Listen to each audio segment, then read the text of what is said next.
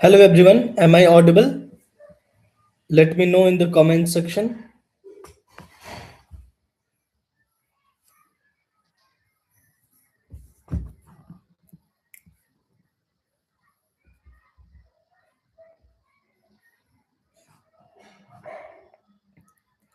Okay, we will wait for some minutes for others to join and we'll start soon.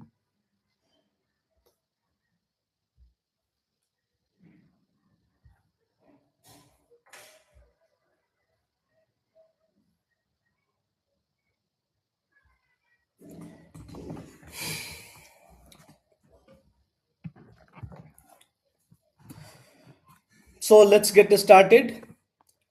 सबसे पहले मैं अपने आप को इंट्रोड्यूस करूंगा and then I will tell my journey in brief and उसके बाद स्ट्रैटेजी पे हम लोग बात करेंगे। कोचिंग नेसेसरी है या नहीं है, इस पे सवाल आते रहते हैं, उसको भी हम लोग एड्रेस करेंगे and then ultimately will wrap up. ठीक है।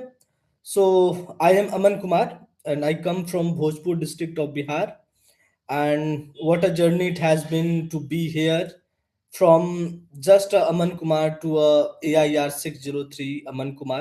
It has been a really momentous journey, but it was not a linear journey. I started with a normal person from a village, and then I went up to study in one of the prestigious IIT at Varanasi, and then uske baad I dived into this preparation. And I, like any other aspirant, मैंने सोचा कि okay हाँ, हम में वो काबिलियत है, हम करेंगे, but down the line it came to know कि नहीं, यूपीएससी है, इसका भौकाल जो होता है वो मानना पड़ेगा। But I somehow continued. So 2021 was my first attempt and I could not even clear prelims. 2022 में मेरा प्रीलिम्स क्लियर हुआ but I miss the mains cut off by around 14 marks. And then 2023 तो फिर से वापस वो सांप सीढ़ी का खेल जो हम लोग बोलते हैं, तो वापस जीरो पे मैं आ गया because I could not clear prelims. So वहां पे I needed to shift my gear and then I shifted to state PCS preparation. So I am from Bihar and BPSC offers a good set of bureaucratic role, और जो हम लोग UPSC में तलाश करते हैं उतना नहीं, लेकिन एक हद तक एक वो मिल सकता है वो चीज। So that was always my plan B. So and I was fortunate enough to secure the BPSC 68 BPSC, and I secured rank 14 and got sub registrar in my very first attempt. And then but बहुत लोग I met a lot of people there जो कि वहां पे उनकी journey समाप्त हुई थी, but it was not the end of journey for me. I continued and then I could not appear in 2024 prelims because of the training schedule at BIPARD. But in 2025 when things were settled, then I started preparing again. And जहां से मैंने 2023 में इसको stop किया था, मैंने वहीं से उसको रिज्यूम किया रादर देन रीस्टार्ट किया। And then I was lucky enough to sail through all the phases. Job के साथ मैनेज करना कहीं ना कहीं प्रॉब्लम होता है, but I was lucky enough to have some seniors who were supportive. And and if my brothers and sisters are watching, then I will also credit them because last time मैंने एक video में उनका नाम नहीं लिया था। So yes, Ankita and Karan, all these people were supportive. Apart from them, my friends Adil and Ajay and all the other college people were supportive, and there were lots of people whose names I cannot take, but there was always part of this journey. सो सो या ultimately जब 5 साल बाद मैं मुड़ के देखता हूं तो मैं उस 2021 में बैठने वाले अमन को मैं क्या बोलूंगा, यहीं से मैं इस चीज को एड्रेस करूंगा। एंड आपके कमेंट सेक्शन में जो डाउट है हम उसे धीरे धीरे एक एक करके लेंगे, but let me first finish my talk. आप यहाँ फोकस कर सकते हैं एंड उसके बाद हम लोग कमेंट्स लेंगे। सो जहां तक स्ट्रैटेजी की बात है तो सबसे पहला सवाल यही है कि कोचिंग ले या ना ले। एंड बहुत सारे लोग मुझसे पर्सनली भी पूछ रहे हैं and I have a very honest answer to it. Coaching always help you, they always aid you. मैंने भी कोचिंग ली थी। When I started I thought कि सिंस मैंने कॉलेज के थर्ड ईयर में स्टार्ट कर दी थी preparation, and it was pandemic, so I was at home and I had lot of time. सो मैंने खुद से स्टार्ट कर दी थी एंड आई वाज प्लानिंग कि नहीं, मैं तो सेल्फ स्टडी की तरह ही, सेल्फ स्टडी के माध्यम से ही पूरी तरह से करूंगा। And I was very anti coaching, like what they are teaching और क्या नहीं। लेकिन फर्स्ट अटेम्प्ट के बाद मुझे पता चला कि coachings are maybe evil but necessary evil. So you, if you can afford, you should enroll in some coaching जो आपको वर्दी लगे, जो आपको क्रेडिबल लगे, जो किसी ने किया है। मैंने बायजूस का उस टाइम कोचिंग अटेंड किया था and it was online coaching only. Tablet course था, उन्होंने एक स्कॉलरशिप स्कीम की चालू की रखी कर रखी थी। So coming from a middle class, it was very helpful for me कि ओके 25,000 26,000 में you can going two by course जो कि ORN या मुखर्जी नगर में 1.5-2 लाख का मिलता है। ठीक है, so I join then, it help me. But the problem was, वही गलती मैंने की जो मैं अभी दूसरों को सलाह देता हूं, कि आपको कोचिंग पे फुल्ली रिलाई नहीं करना है। You have to read the books also, you have to read the previous year question in your all, in with at your level also. ठीक है, तो do it but self study. So I would recommend a hybrid model. And online offline matter नहीं करता है, the technology has been advance and आजकल coaching तो इस तरह से ही कैटर करते हैं कि ऑनलाइन ऑडियंस को लेके ही उनका ज्यादा ध्यान होता है। ठीक है, सो दैट वाज द कोचिंग। अब हम आते हैं बुक लिस्ट पे। ठीक है, तो बुक लिस्ट की अगर मैं बात करूं तो सी, इंटरव्यू को साइड में रखते हैं। Interview is a totally different preparation और somehow a product of prelims and mains preparation. आपका प्रीलिम्स, आपका मेन जब होता है तो उसके बाद आपको टाइम मिलता है जिसमें आप उसको ब्रश अप कर सकते हो, और it's also very subjective also. I got 189 and I took just 10 days of leave from my work and 2-3 coachings मैंने मॉक्स अटेंड किए थे एंड साइड बाय साइड मैं खुद से चीजों को देखता था and 189 I consider decent score. So interview के लिए आप वरी मत हो। ज्यादातर होता ये है कि एस्पिरेंट जो है मॉक इंटरव्यू में ही अपने आप को लगाते रहते हैं, दे थिंक कि हाँ प्रीलिम्स मेंस तो हो ही जाएगा, इंटरव्यू देना है। तो दैट्स नॉट अ थिंग। ठीक है, आप ध्यान दो प्रीलिम्स एंड मेंस पे। ठीक है, तो प्रीलिम्स एंड मेंस की जो प्रॉब्लम, गाइडिंग की जो सबसे बड़ी प्रॉब्लम है वो ये है कि दोनों में डाइवर्जेंसेस ज्यादा है। ठीक है, प्रीलिम्स का नेचर कहाँ वन लाइनर का है एंड मेंस का इतना सब्जेक्टिव है, but you will find some common areas और उन कॉमन एरियाज को शुरू से टारगेट करना ज्यादा, मतलब बहुत ज्यादा जरूरी है। ठीक है, तो हम उस कॉमन एरिया को पहले एड्रेस करते हैं। जैसे कि आपके लिए सब्जेक्ट है geography, history, economy, polity, environment, science and tech and current affairs. ये ऐसे एरिया हैं जो दोनों के लिए कॉमन है, प्रीलिम्स एंड मेंस के लिए। और इनको आप कमांड करते हो तभी आपका प्रीलिम्स भी निकलने के चांसेस हैं और प्रीलिम्स निकलने के बाद मेंस के निकलने के भी चांसेस हैं। तो आप एक बात समझ लो कि जब भी आप अटेम्प्ट प्लान कर रहे हो कि मुझे ये अटेम्प्ट देना है, उसके 1.5 साल पहले आपने तैयारी स्टार्ट करनी है। ठीक है, अगर आप उसको रिड्यूस कर रहे हो तो then you are automatically pushing you to the next attempt.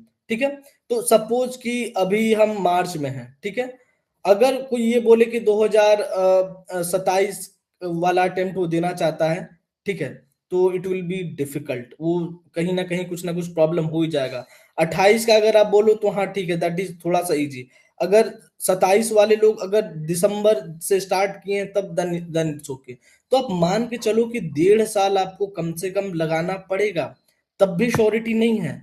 इसलिए आपको मेंटली प्रिपेयर होना है कि हम 2-3 साल तो आपके लगेंगे ही। अगर आप में अंदर ये परसिवरेंस नहीं है तो प्लीज लिव इट, फिर प्लान बी की तलाशी करोगे। ठीक है, and I was lucky enough कि मैं प्लान बी की तरफ जाने के बाद वापस यहाँ पे आया।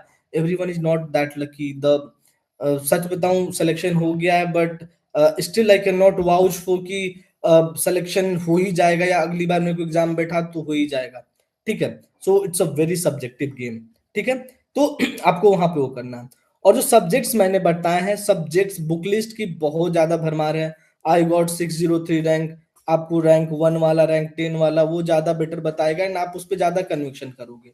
बट ज्योग्राफी की जहां तक बात है, एनसीईआरटीज आर वेरी वाइटल। खासकर 11th के 2 एनसीईआरटीज बुक आते हैं, fundamentals of geography and Indian physical environment, वो दोनों इंपॉर्टेंट है। उसके अलावा आप टॉपिकल इन टॉपिकल इंक्रीज के लिए आप कुछ स्टैंडर्ड बुक रेफर कर सकते हो, बट दोज आर इम्पोर्टेंट, ठीक है। हिस्ट्री के लिए अगर बोलूं तो एंशियंट इन मिडाइवल के लिए तमिलनाडु की ओल्ड बुक आती है, ठीक है। वो उससे बेस्ट अभी तक मुझे सिंप्लीफाइड बुक नहीं कोई दिखी है, लेकिन वो केवल एंशियंट मिडाइवल के लिए, ठीक है। मॉडर्न के लिए आप स्पेक्ट्रम को फॉलो कर सकते हो, ठीक है। मैंने विपिन चंद्रा फॉलो किया था, लेकिन थोड़े विपिन चंद्रा में थोड़े गैप्स थे, तो स्पेक्ट्रम यू कैन डू, ठीक है। And then art and culture के लिए नितिन संघानिया की बुक तो है, लेकिन बहुत सेलेक्टिवली।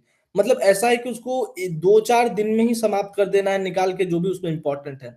आर्ट एंड कल्चर असल में क्या है, जो आप पढ़ते हो एंशियंट मिडाइवल, उसी का जो कल्चरल वाला डायमेंशन है, वही आर्ट एंड कल्चर है, ठीक है। तो वहां से आपको वो करना है, ठीक है। ये हो गया हिस्ट्री वाली बात हो गई। इकोनॉमी के लिए अब रमेश सिंह कुछ लोग रेफर करते हैं, कुछ लोग विवेक सिंह की बुक रेफर करते हैं, आप कर सकते हो, ठीक है। लेकिन सबसे ज्यादा जरूरी है इकोनॉमी के लिए, वो है डेली द हिंदू का न्यूज़पेपर पढ़ना, और उसमें जो इकोनॉमी के न्यूज आ रहे हैं उनको डिसाइफर करना, ठीक है। आरबीआई क्या कर रहा है, आरबीआई का क्या काम है, डोमेन क्या है, फाइनेंस मिनिस्ट्री का क्या डोमेन है, ठीक है, ये सब पता होना चाहिए। डब्ल्यूटीओ को लेके, तो जब आप प्रीवियस ईयर क्वेश्चन को निकाल के न्यूज़पेपर से को डिसाइफर करोगे, तब आपको आइडिया लगते रहेगा कि ओके यहाँ पे ये पार्ट इंपॉर्टेंट है। और जो अप्लाइड इकोनॉमिक्स के जो हम बात करते हैं, वो आपको न्यूज़पेपर का करंट वाला पार्ट देगा। एंड जो स्टैटिक इकोनॉमी है, वो कोई भी आप बुक कर सकते हैं, मेरे पास कोई स्पेशल बुक का रेफरेंस है नहीं, ठीक है। पॉलिटी के लिए अभी भी Laxmikanth is a good source, ठीक है। आपको ऑल थ्रू आउट यूपीएससी, चाहे वो एसए हो, एथिक्स हो, चाहे जीएस हो, लक्ष्मीकांत हमेशा हैंडी आता है। पॉलिटी में तो है सो है, वो करना ही है, ठीक है। उसके बाद आता है environment and science and tech. सही बताओ तो environment and science and tech के लिए मैंने आज तक कोई बुक फॉलो नहीं करी, एंड कहीं ना कहीं कॉन्फिडेंस का की कमी लगती थी कि अच्छा कहीं ना प्रॉब्लम तो नहीं होगा। But you see the question of prelims of science and tech and environment, वो एक बुक से बांधे नहीं जा सकते हैं। उसके लिए आपको वो एक गूगल वाला जो अप्रोच होता है ना, कि सर्च करके समझना। तो मेरे जो प्राइम सोर्स थे वो थे पीवाईक्यूज। पीवाईक्यूज को मैंने बहुत अच्छे से किया, ऑप्शंस को बहुत अच्छे से रिसर्च किया। अगर वो देता था कि कौन सा क्रिटिकली इंडेंजर्ड एनिमल है, 4 ऑप्शन, और उनमें से कोई एक ही होगा, तो बाकी तीनों का क्या स्टेटस है वो हमें पता होना चाहिए। अगर कोई एक्ट की बात उन्होंने मेंशन कर दी कि okay solid waste management rule ये बोलता है, और उसमें दो कोई एक एस्पेक्ट पर सवाल पूछा, तो मैं उस वेस्ट मैनेजमेंट रूल को पूरी तरह से पढ़ूंगा। अब मेरे को करंट में बैटरी वेस्ट मैनेजमेंट रूल दिख रहा है, तो मैं उसको फिर गूगल करके पढ़ूंगा, ठीक है। तो यहाँ पे आपका अप्रोच जो है ना, वो एक सर्च करने वाला होना चाहिए, ठीक है। एंड करंट के लिए जहां तक बात है, मैं आज तक जो विजन या कोई भी मंथली मैगजीन है उसको कंसिस्टेंटली फॉलो नहीं कर पाया। मे बी दैट्स व्हाई मुझे ज्यादा समय लगे या फिर जो भी हो। लेकिन जो मेरे लिए रामबाण था करंट में, वो था डेली न्यूज रीडिंग। तो मैं कहीं ना कहीं पसंद भी करता था चीजों को पढ़ना, डिसाइफर करना। तो मेरे लिए आधा 1 घंटे का जो है वो काम बहुत अच्छे से होता था, कि सुबह उठ गए, ठीक है, चाय पीते पीते निकाल लिया। और सारे न्यूज़पेपर तो पढ़ने नहीं है, आपको फ्रंट वाली चीज पढ़नी है, वर्ल्ड वाली पढ़नी है, इकोनॉमी सेक्शन पढ़नी है, और एडिटोरियल में 1-2 एडिटोरियल पढ़ना है, ठीक है। And I was switching between Indian express और द हिंदू, मतलब बीच में अपने मन के ऊपर रहता था कि अब द हिंदू को ज्यादा मुझे लेफ्टिस्ट लग रहा है, थोड़ा सा राइटिस्ट एक्सपोजर चाहिए, तो मैं इंडियन एक्सप्रेस पे आ जाता था, ठीक है। All the Indian express is a centrist, not rightist, not very much rightist, ठीक है। एंड देन फिर जब उधर से ज्यादा हो रहा था तो फिर मैं हिंदू पे आता था। So you can switch it up, it's your preparation, you can customise it yourself. तो ये बातें हैं आपके प्रीलिम्स और मेंस वाली चीजों के लिए, ठीक है। उसके अलावा जो केवल मेंस के अलग है, जिसमें कि security, society, world history, disaster management, ठीक है, इन सब को आप आराम से कवर कर सकते हो। कोई नोट्स उठा लो, या कोई भी आप कोचिंग कर, अब यही सब्जेक्ट्स मैंने बताए आपको। अगर केवल आपको बुक पढ़ना हो तो कितना हेवी लगेगा, केवल कोचिंग करके आप इनको कर रहे हो तो कितना इजी लगेगा। लेकिन the answer lies between two. आपको आप कोचिंग करो, इनके चीजों को करो, लेकिन बुक को कहीं ना कहीं रेफर करते रहो, क्लास के रनिंग नोट्स बनाते रहो, वहां से चीजें डील होती जाएंगी, ठीक है। एंड उसके अलावा जो मैंने मेंस के लिए जो फ्रिंज टॉपिक्स, फ्रिंज सब्जेक्ट्स जिनको मैं बोलता था, सिक्योरिटी, सोसाइटी, उनका कहीं ना कहीं कोचिंग नोट्स जो भी है ना, वो आपको अच्छे से हेल्प कर देगा, ठीक है। उसके अलावा दो तीन सब्जेक्ट्स और बचते हुए, एथिक्स, एसे एंड ऑप्शनल। तो पहले ऑप्शनल की बात करते हैं। सी ऑप्शनल, ऑप्शनल को लेके बहुत सारी चीजें हैं कि क्या ले क्या नहीं ले। जो मेरे को गोल्डन रूल लगता है वो ये लगता है कि जो यूपीएससी ने ऑप्शनल रिकमेंड कर रखे हैं, आप उस लिस्ट पे एक बार गो थ्रू हो, और जो आपको लग रहा है, गट फीलिंग आ रही है कि ओके ये ठीक लग रहा है, पहले उसको शॉर्ट लिस्ट करो, ठीक है। उनको शॉर्ट लिस्ट करने के बाद उनके सिलेबस को देखो और उनके प्रीवियस ईयर क्वेश्चन को देखो। इतना करते करते फिल्टर आउट होते होते आपके पास दो तीन सब्जेक्ट्स बचेंगे, ठीक है। अगर आप तब भी कंफ्यूज हो तो आप क्या कर सकते हो कि थोड़ा सा उस सब्जेक्ट को पढ़ के खुद से लिखने की प्रैक्टिस कर सकते हो, ठीक है। और लास्टली आपको आपका ऑप्शनल मिल जाएगा, ठीक है। अगर आपका ऑनर्स ही आपका ऑप्शनल है तो वेरी वेल एंड गुड। अगर आपका इंटरेस्ट आपका ऑप्शनल है तो वेरी वेल एंड गुड। तो मेरा ऑप्शन पीएसआईआर था, एंड ऑनेस्टली मतलब मैंने इतना थॉट नहीं दिया था। आई जस्ट सॉ कि ओके इसमें इंटरनेशनल रिलेशंस पढ़ना है जो कि काफी एक्साइटिंग है, इसमें गांधी के थॉट पढ़ने हैं, प्लेटो, एरिस्टोटल, ठीक है। So I like this kind of things, तो मैंने वो एक इंट्यूटिव डिसीजन था। And ultimately PSR has been a very very important key player in my selection, क्योंकि मुझे पेपर वन में 144 आए हैं एंड पेपर टू में 127 आया, जो कि स्टिल डिसेंट है, ठीक है। तो ऑप्शनल को जो है आप लोग, जो मैंने 1.5 साल बोला, उसमें आपको ऑप्शनल को सबसे पहले करना है, ये ऐसा प्लान होना चाहिए, ठीक है। उसके अलावा एसे की जहां तक बात होती है, तो एसे का कोई बुक लिस्ट नहीं है, ठीक है। आप टॉपर्स की कॉपी निकालो, पढ़ो, ठीक है, और खुद से उन्हीं टॉपिक्स को लिखो और मिलाने की कोशिश करो कि कितना हद तक मैं वहां पे इमेल्युएट कर पा रहा हूँ, नहीं कर पा रही हूँ, ठीक है। इससे ही आपको इंप्रूव होगा। बाकी लास्ट में आप एक मॉक टेस्ट देते हो, जो भी कॉम्प्रिहेंसिव फीडबैक मिलता है उसकी वजह से होता है। Then essay is again very subjective, I would say, ठीक है। तो ये हो गया। एथिक्स का सिंपल रूल ये है कि जो भी सिलेबस में कीवर्ड्स हैं, ठीक है, सिलेबस में जो भी कीवर्ड्स होते हैं, जैसे कि एटीट्यूड हो गया, एप्टीट्यूड हो गया, इमोशनल इंटेलिजेंस हो गया, सब पे आपके पास एक डेफिनेशन होना चाहिए। सेकंड, रियल लाइफ एग्जांपल होना चाहिए। तीसरा, ब्यूरोक्रेटिक एग्जांपल होना चाहिए। चौथा, कोट्स होना चाहिए, ठीक है। ये चार पांच चीजें अगर सारे उस पर आपने बना लिया, और एग्जाम हॉल में अगर आप क्वेश्चन को डिसाइफर कर सकते हो, लिख सकते हो, तो ethics you are good to go with, ठीक है। मैंने दो अटेम्प्ट जो दिए थे, 22 में और 25 में, दोनों में मुझे ठीक ठाक मार्क्स मिले। 2022 में मुझे 116 आए थे, और इस बार 110 आए थे। So that's a good score, और ऑल्दो इससे 10-15 नंबर का और स्कोप था इसमें। तो ये चीज है। एक और चीज है आंसर राइटिंग। उसकी बात अगर करूँ तो आंसर राइटिंग ऐसा नहीं होता है कि आप सिलेबस खत्म करो उसके बाद चालू करेंगे, उसके बाद आपके you have a perfect answer writing skill, ऐसा नहीं होता, ठीक है। You have to finish a chunk of the syllabus. Suppose आपने हिस्ट्री खत्म कर लिया, ठीक है, एक सब्जेक्ट खत्म कर लिया, अब हिस्ट्री के पीवाईक्यू निकालो, ठीक है। टॉपर्स की जो कॉपीज अपलोडेड हैं, उनसे हिस्ट्री के क्वेश्चन निकालो, खुद से लिखो, क्योंकि पढ़ा तो आपने भी है, रिवाइज करो या ना करो, वो रिवीजन करना ना करना, वो एग्जाम टाइम में लास्ट लास्ट में उतना कोई रट के नहीं जा पाता है वहां पे, ठीक है। तो जो आप वहां पे देखोगे, ठीक है, कि आप जो लिख रहे हो और वो जो लिख रहे हो, उसमें कंटेंट का कितना अंतर है और प्रेजेंटेशन का कितना अंतर है। अगर कंटेंट लगभग बराबर है, तो समझ लो कि आपकी प्रिपरेशन ठीक है, और presentation you can learn very early, मतलब बहुत इजीली आप लर्न कर सकते हो कि ठीक है, कैसे आपको बॉडी देना है, कैसे इंट्रो में एक इंफॉर्मेटिव इंट्रो बनाना है, कैसे कंक्लूजन में ये करना है, ठीक है। तो ये सारी चीजें आप करते जाओगे, तो आपकी प्रिपरेशन जो ठीक जाएगी, ठीक होते जाएगी। And again it's a very long journey, patience आपको रखना पड़ता है। And हम लोग काफी डिटेल में बात करते रह सकते हैं, लेकिन we have to not make that long video as well. सो अभी मैं आपके कमेंट सेक्शन की तरफ जाता हूँ, एंड आपके जो जेन्युइन डाउट्स आ रहे हैं आप पूछ सकते हैं, and I will try to reply.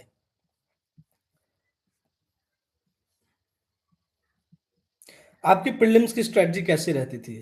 C, prelims के लिए, प्रीलिम्स का जब भी दिन है उसके 2-2.5 महीने पहले एक्सक्यूज मी, हाँ, सो प्रीलिम्स के 2-2.5 महीने पहले पूरी तरह आपको प्रीलिम्स मोड में आना है। आपको कोई मॉक टेस्ट में एक इनरोल करना है, आपको विजन की मंथली या फिर पीटी 365 होती है वो पढ़नी स्टार्ट करनी है, एंड पीवाईक्यू पे ज्यादा से ज्यादा समय करना है। तो जो भी आपने, जो मैं 1.5 साल का समय बता रहा हूं, तो उसके पहले आपने जो भी पढ़ा होगा उनका वो समरी वाला टाइम है जिसमें आप केवल फैक्चुअल पार्ट्स को देखते हो। अगर आप प्रेसिडेंट पढ़ रहे हो तो आप उस समय ये नहीं पढ़ते हो कि प्रेसिडेंट के पोस्ट के साथ क्या क्या इश्यूज हैं, आप ये पढ़ते हो कि इसको क्या क्या पावर है, क्या क्या डिप्लोमेटिक इम्यूनिटी है, इसका इलेक्शन कैसे होता है। तो उसी तरह जो है आप एक समरी वाले मोड में आ जाते हो। तो 2.5 महीने मैं यूजुअली देता था इसको और शुरू करता था। मोटिवेशन कहाँ से मिला? सी, मोटिवेशन की बात करें तो I come from a very humble background, small town middle class family, and and we have seen that कि कैसे if you get a authoritative position how you can easily change life of yourself and the people जो कि आसपास हैं। so that was the initial motivation, and then उसके बाद जैसे जैसे ब्यूरोक्रेसी के बारे में पढ़ते गया तैयारी के टाइम, उसके बाद लगा कि okay that's how India works, how जो हम बोलते हैं कि स्टील फ्रेम ऑफ इंडिया है ब्यूरोक्रेसी, वो कैसे है। देन आप एक अपने वर्क के तहत जो पॉलिसी मेकिंग हो या इम्प्लीमेंटेशन हो उसमें योगदान देना चाहते हैं। तो ये धीरे धीरे इंटरेस्ट बनते गया और इसको हमने आगे किया। ठीक है।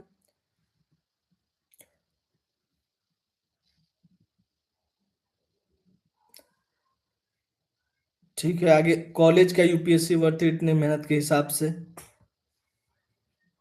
कॉलेज, देखिए कॉलेज के, अब मैं I am not able to understand what exactly you are asking, but अगर आप ये पूछ रहे हो कि कॉलेज के टाइम से स्टार्ट करना वर्थ इट है कि नहीं, सो सी कॉलेज, आई सिंसियरली बिलीव कि आपको कॉलेज लाइफ का को भी एंजॉय करना है। जो वर्ल्डली एक्सपोजर होते हैं वो मैटर करते हैं। आप दो लोगों के साथ बैठते हो, बात करते हो, कुछ प्रेजेंटेशन देते हो, तो ही आपको दुनिया का पता चलता है।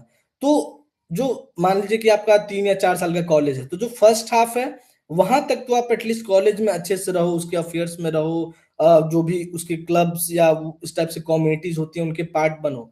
बट लास्ट ईयर आते आते you can be serious about it and you can go about it. ठीक है।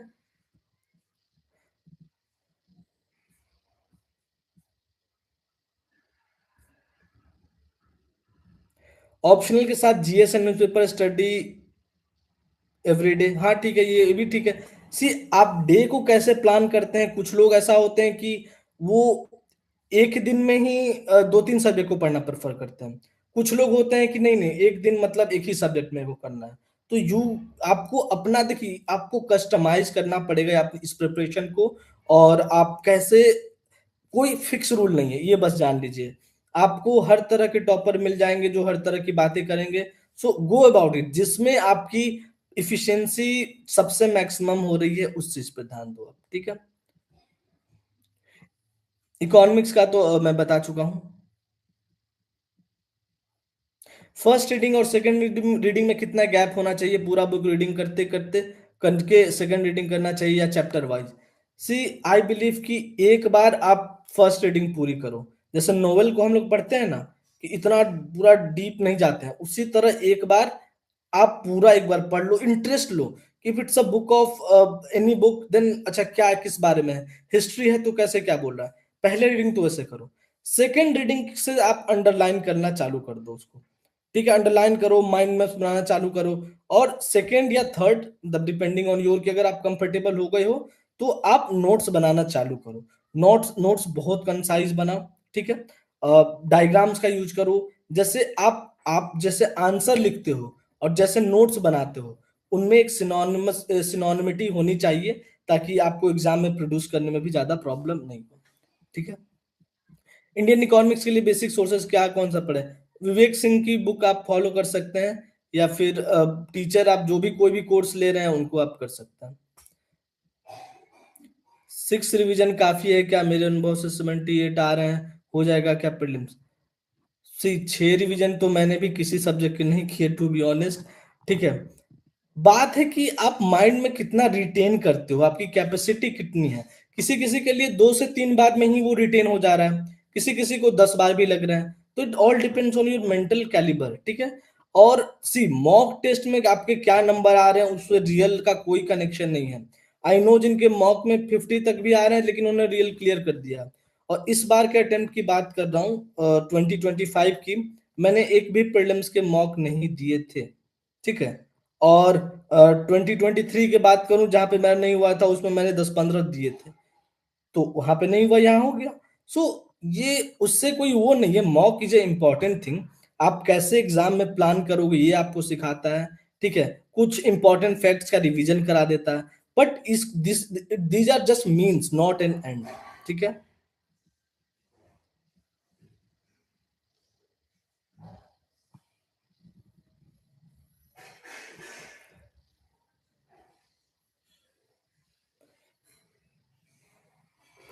सर पीएसआर ऑप्शनल कब ज्वाइन करे टेस्ट सीरीज?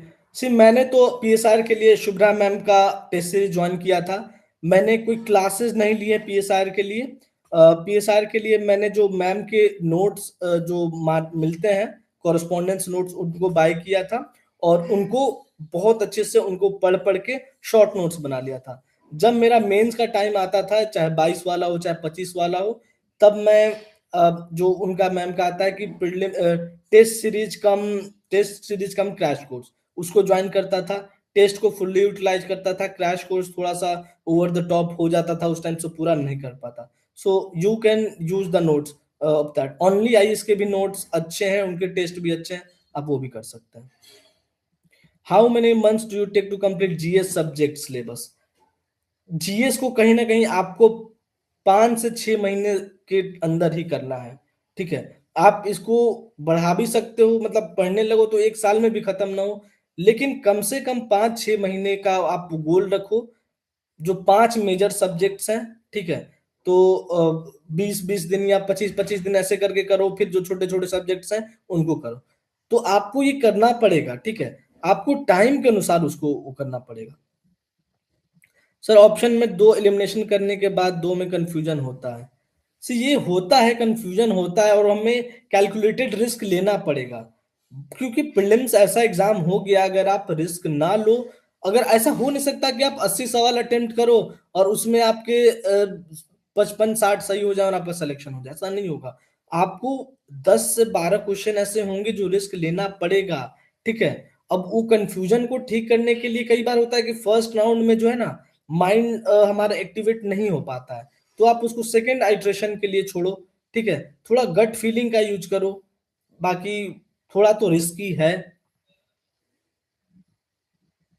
इंटरव्यू एक्सपीरियंस कैसा था? इंटरव्यू एक्सपीरियंस मेरा बिल्कुल काफी यूनिक एंड मेमोरेबल था। ऑल्दो मैंने इंग्लिश मीडियम मेंशन कर रखा था, बट मुझसे इंग्लिश हिंदी में सवाल पूछे गए। एंड सुजाता चतुर्वेदी मैम का बोर्ड था, और अ, मुझसे फूड सिक्योरिटी पे सवाल पूछा गया, स्पोर्ट्स पे सवाल पूछा गया। सिंस मैं बिहार से हूँ, तो एक दीदारगंज की यक्षिणी की मूर्ति रखी हुई थी कमरे में, तो उसके बारे में पूछा गया। और लास्ट बहुत कुछ पूछा गया, मैं जवाब दे रहा था, लेकिन लास्ट में पूछा गया वो किस चीज का बना है। देन आई गॉट कंफ्यूज और मैंने ब्रॉन्ज बोल दिया, तो वो मेरे को हॉन्ट करते रहा कि कहीं इस वजह से खराब ना हो। But ultimately I got 189, so that was good overall.